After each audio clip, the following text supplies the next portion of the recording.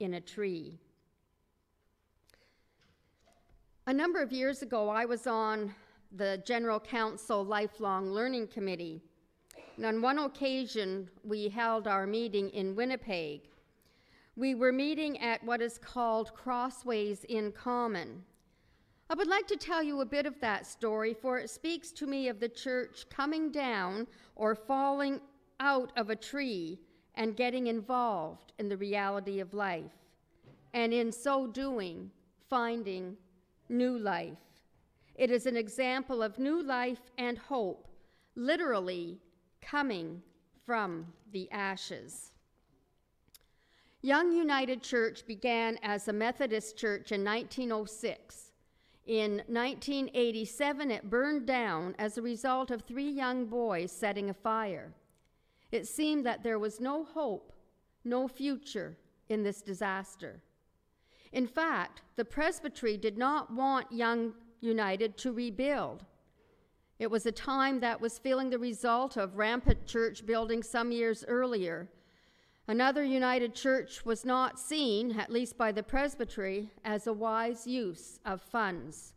Why not put the insurance into meeting other needs rather than reconstructing a building? But meetings were held with the people in the community to talk about needs and how the needs of the people in the community could be met, how their needs could be met, how they could play a part in meeting them.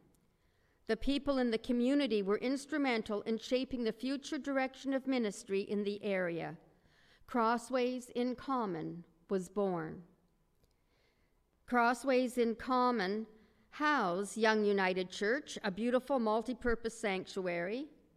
Hope Mennonite shares the church and the sanctuary, and as well, the sanctuary and church as a whole are used by many other community groups. Crossways in Common houses a daycare center which meets the needs of young families and the single-parent families in the neighborhood. There is also a drop-in center for adults where the homeless and or the hungry can drop in for a meal or a cup of coffee or someone to talk to. There's a fee of $1 or $2 for a meal. And through this ministry, not only have the hungry been fed, but some alcoholic and drug addicts have been helped not only by professionals, but by each other. As a former barber offers to cut hair, and a former musician entertains on the piano. There's also a laundry for folks to use and showers for transients or for anyone in need. Also, recognizing that there were numerous children and young people on the streets at night, a vital youth ministry was developed for after school. 4 or 5 workers walk the streets, keeping their eye out for any of the 100 or so children who may be on their own, on the street, cold, hungry. They will take any such children to Crossways where they will find warmth, comfort, companionship, safety, and food. Some of the children will come in on their own, for they have discovered this place of welcome and safety and help. The kitchen and Crossways attest to this variety of ministry, as food in the fridge is labeled either Young United, UCW Youth Ministry, Drop-In Center, etc.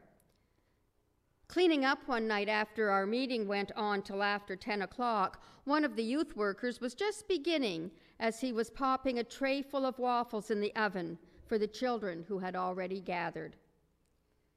Crossways in Common also includes a co-op apartment complex that is home to people with HIV and AIDS. No expectations are placed on them, but as time goes by, people are turning to the ministry of young. Space is also rented by community groups, such as a group working for the non-employed. There are also groups for Alcoholics Anonymous, Narcotics Anonymous, Emotions Anonymous.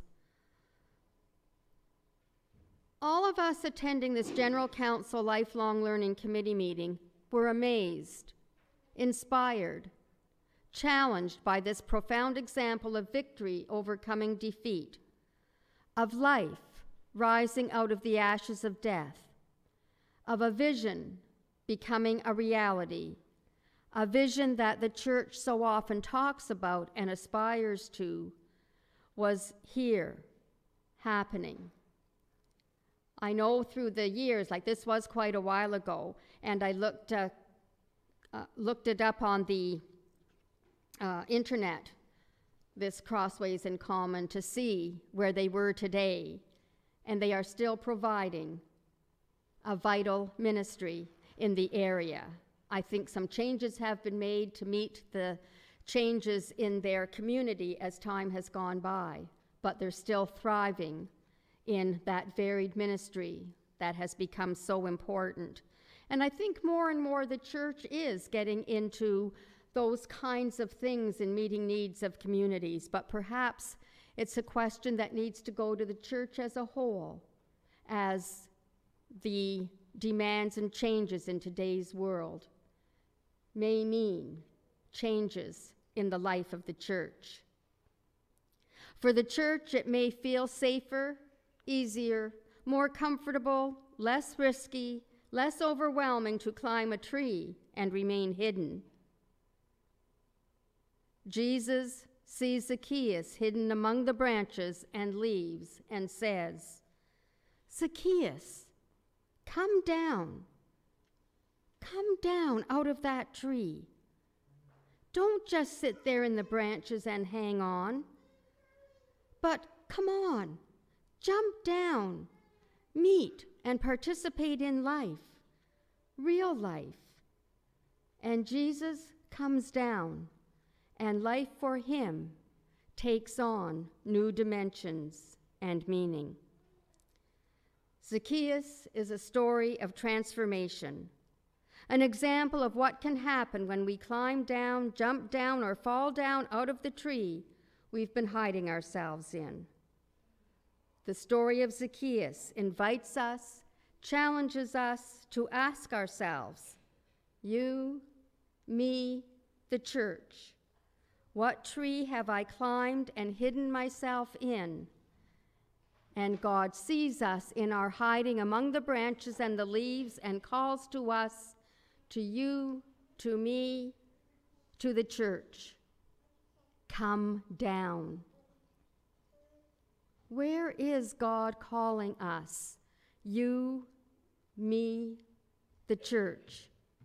To jump down to participate, to be involved, to live. May each one of us be open to God's call, the touch of God upon and within us. May God give us the courage to jump down and experience life in a new way. May it be so. Amen.